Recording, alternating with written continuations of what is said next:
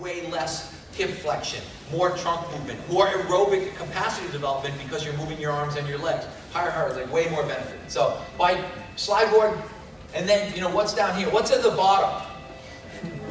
Elliptical, right? Because what do all your friends who are in shitty shape do? Right? Yeah, right? Everybody, oh yeah, I do 40 minutes on the elliptical. Like, oh, so you kind of like wander and blaze for 40 minutes like this while you watch TV. Like, that's slightly better than nothing.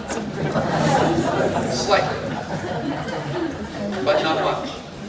But slightly, I mean, yeah, if that's what they do, yeah.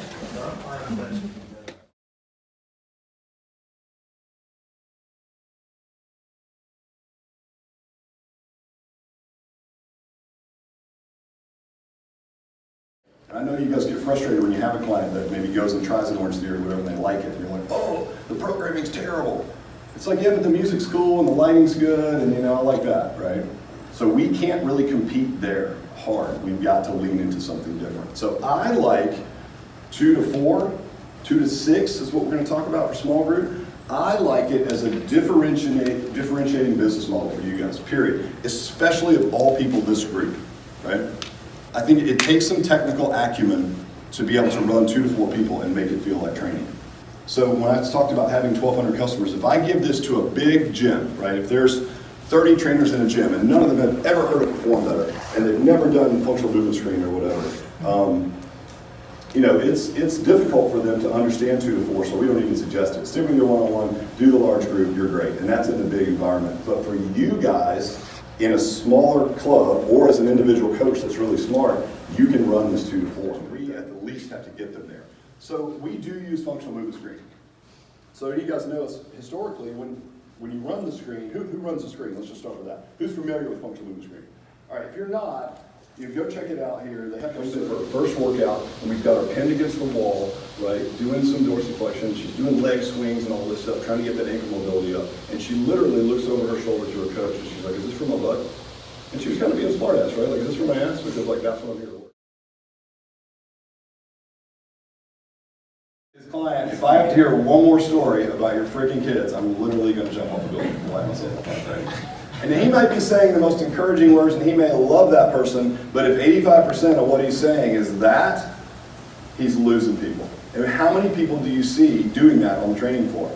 I see it a ton. I'm in gyms, I'm on the road 42 weeks out of the year. I'm in gyms all over the world, and I'll tell you, the bulk of the trainers are standing in the corner like that, which is terrible body language, right? If you go out tonight and you're at the bar and you're trying to pick somebody up, and they cross their arms in the middle of the conversation, keep moving. You're going down in flames and you're wasting your time, right? So you're telling someone everything they need to know.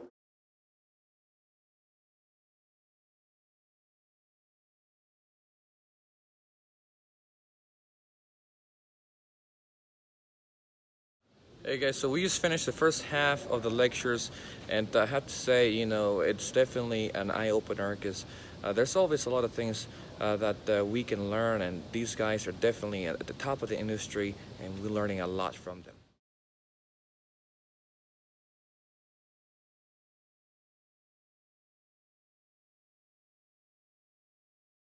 So we just finished filming a couple of videos for you guys, and right now, take a look. This is the goodies table. Check this out. We'll see what we take. By the way, hashtag JStar. Tomorrow we'll see you here. Okay, so here I am with Avery at Results Fitness. Hashtag Alvin, hashtag Rachel. So guys, right now I want to spin the wheel and see what I get. Make it a t-shirt, not a notebook. Can I get a t-shirt? This is how I work, man. You have 3 rooms and each one has a lot of speakers. And today I'm choosing Robert Yang. The keto diet, right or wrong? Let's see what it's about. The whole idea behind it is to mimic what? You guys know? Fasting, right? Mimic a fasting state. If we go back to Neolithic times, idea that should always go through your head when you're designing an exercise program is first, not will it get them lean and hard and more muscular or get them more powerful, but is it safe? Like if I work with a professional athlete, that's my first instinct is, okay, how can I not screw them up first, right? Because there are lots of people that screw up athletes or people in general because they have their own agenda or think what training should be like. And it should be the same thing with nutrition. So it should always be, first thing is do no harm with the nutrition plan. So that's why we always have to think about, well, is the ketogenic diet safe? And so when you look at the literature and you say, okay, well, is the ketogenic diet safe? You know, first thing is first. I put this slide up there, and let's say you have a client who's 50 years old, he's a little bit overweight, and you know, the doctor does some blood work, and he goes, Doc, you know, I talked to my trainer, and he says, I'm going to go on this diet. The doctor looks at this and goes, what? What's he going to say? Oh my God, he's a cardiologist. No, if you eat like this, after 2 days, you're going to get a heart attack, right? Okay, that's the first instinct. Okay, and once you start eating that bacon, you start like melting in your mouth and it tastes so good, it's going to start clogging your artery, right? Like that's the first instinct that most doctors will have. Most people in general will have that sort of response when you tell them that this is what it looks like. Because if you tell someone, I mean, nowadays people probably know that are in the fitness industry, but if you tell someone off the street, I'm going to go to the ketogenic diet, yeah, they don't know exactly what it is, but when you show them a picture of what it is, they go, oh, well, you're going to get heart disease. So that's the thing, is risk of heart attack. Are you going to get a risk of heart attack? So we want to look at the literature and see, okay, is that the case when you follow a ketogenic diet? So in terms of the evidence, I'm going to go through a lot of evidence and give you guys that information. So that's something that you're going to come across. Yeah, you can supplement it too, but that's something that you have to consider long-term on a ketogenic plan. This is a big one. So if you look at anything on YouTube recipe or whatever, there's always some kind of dairy in it, right? Like you can't have carbs, so what are you going to eat? Oh, I can eat some cheese. Because it's high fat, it's moderate protein, right? And it's basically 0 carbs. The problem is casein, the protein that's in cheese and dairy, it's the most allergenic protein you can ever consume. So a couple signs that people have a sensitivity to dairy is they always go, like I had one lady, she just on my table doing an evaluation, I swear to God, I was about to smack her because she was like, and after about 10 minutes, I was like, look, you have a sensitivity to dairy. She goes, what? How do you know that? You did your testing. I go, just take dairy out. Sure enough, a week later, no, okay, it's post-nasal drip, right? If you wake up in the morning, you have to blow your nose 10 times. Okay, my boys know if I have ice cream, because I'm waking up, I'll blow my nose. Dad, what'd you have last night? Oh, I had ice cream. Okay, it's just that.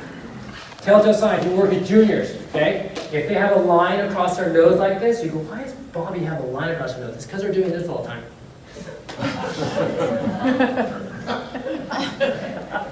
Right? Because they got drip going on, mucus buildup. Okay? It's the most allergenic protein you can consume. From a digestive perspective, okay, there's cross-reactivity. So if you are a person that doesn't eat gluten and you do eat gluten and you react, you most likely react to dairy too. Especially if you have bad poops. Like, you know the poop emoji that looks like a pile of poop? Like if your poop looks like that, that's not a good poop. Okay, that means that something's going on in your intestinal tract. And a lot of people have that with a lot of dairy consumption. Okay, it irritates the hell out of your intestinal tract, and that can lead to inflammation, that can lead to systemic inflammation, but also from just a purely, physical component of your core control in terms of rehabilitation for the deep abdominal wall, TVA, internal oblique, external oblique, etc., diaphragm, as well as force performance. You can have a visceral somatic reflex inhibition.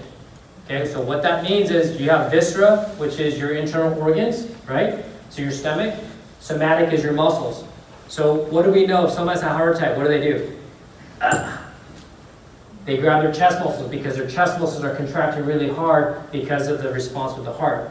So the same thing is that if you eat that dairy and it bloats you out, you get that bloating feeling, then the ability for your body to recruit those abdominal muscles goes downhill. They're quite inhibited because of the viscerosomatic reflex inhibition.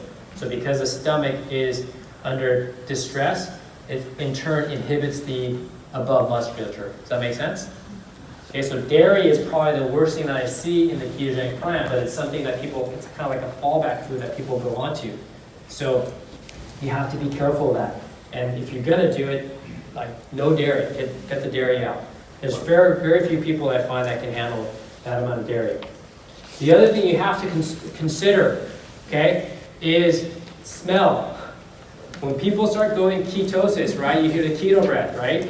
So they get that keto breath, but a lot of people, when I go on it, I swear, I just go, I'm like, damn, it's only my right armpit that smells. I swear, I'm not kidding you.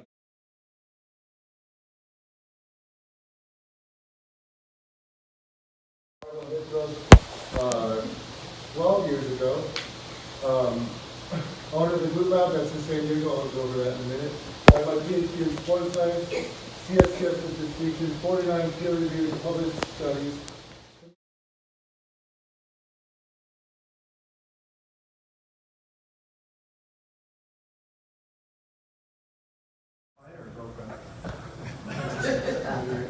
I've been on the road for 17 weeks.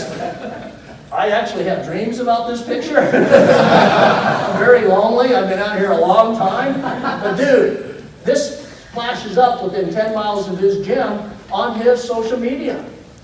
That's his brand. Would you hire this guy? Would you hire her? You're making a porn movie, they're probably your people. But if you're trying to find a trainer, I don't know which one of them is the trainer. But this is where, dude, buy a fucking shirt. That's it. Unless somebody pays you to take your shirt off, buy a shirt. This is like not good for your business. Okay, this, when you run these, that's part of your brand, social media. When you run this tells me you don't know what you're doing, so you just grab these things, put it on like I posted today. This is what you do when you have no fucking idea of what you're doing. I'll just run a motivational post, get people fired up. And he got like, 10 little things and 2 shares. Woohoo! His brother and his mother shared it, is what you're telling me here. Okay, that's classy. Now this is Matt, who's actually one of the most professional coaches around. This guy's class. But he happened to post this with a live thing. How does this look for today? So this the other guy, he's a marketing guy. But that's his look. Is that the guy you're going to give money? I know the look today is the beards. I get that stuff. You know what? But still, this is your image projected out to the marketplace, and this is who you are. This, I hate this.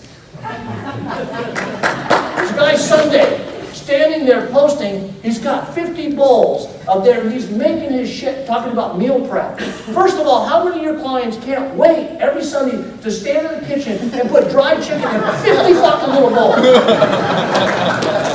And behind him, there's some fitness chick in a workout bra, and the guy's making food. Dude, throw that shit there, grab a bottle of wine, take that girl out in the woods and boink her like a drunken monkey. Dude, it's Sunday. Put the bowls down, take the girl, go to the woods and just have your way. Nobody wants to do this on Sunday. This shows me that you have no idea who your clients are. Because you put shit in bowls all weekend. Then you eat the shit in the gym standing up all week. That chicken is 5 fucking days old. I'm so proud. I meal prep for the week. You got no clue. Take the girl, go to the woods, get the wine. What part of that do you not understand? Oh, Tom, I'm so proud. Look how many plastic bowls I own. How many of you have these bowls? How many of you have 50? Don't put your hand up, I'll kill you. 50 or 60 of these bowls. And you're so proud because you make the best dried chicken ever. Asparagus. You know how that's going to taste after 5 days? You don't need yellow shit. This is crazy shit right here. So what do we really need? You need help. You need your own.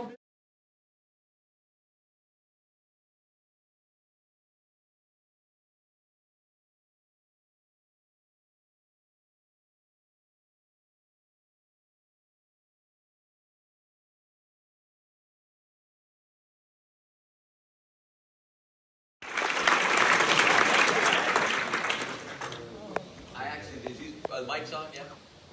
No. No? Okay. Do I need to turn them on? Yes.